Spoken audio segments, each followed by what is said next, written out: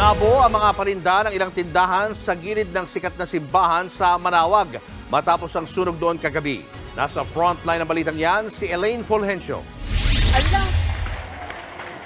Walang ibang nagawa ang mga residente kundi panoorin na lang ang paglamon ng apoy sa ilang tindahan sa pamosong Manawag Church sa Pangasinan pasado alas 11 kagabi. Gawa sa light materials at dikit-dikit pa ang mga pwesto. Kaya mabilis kumalat at lumaki ang apoy. Pati ang katabing puno ng mga tindahan na damay sa sunog. Ayon sa mga bumbero, puro panindang mga ribulto at rosaryo ang nasunog. Ito pa naman ang isa sa mga dinarayo ng mga nagsisimba at turista sa Manawag. Immediately nag-respond yung mga tao natin and found out na susunod nga is yung mga stall dito sa harap ng mismong simbahan wherein ang mga nagtitinda ng mga religious articles.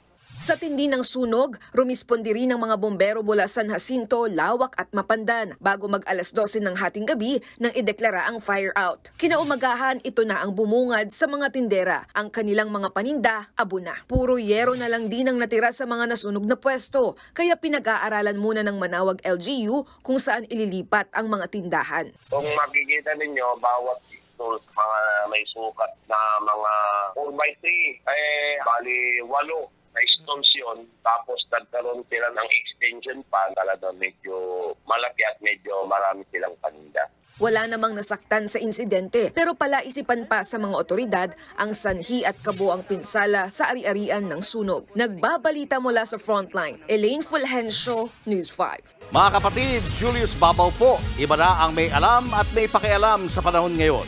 Para sa frontline ng mga balita, mag-follow at mag-subscribe sa social media pages ng News 5.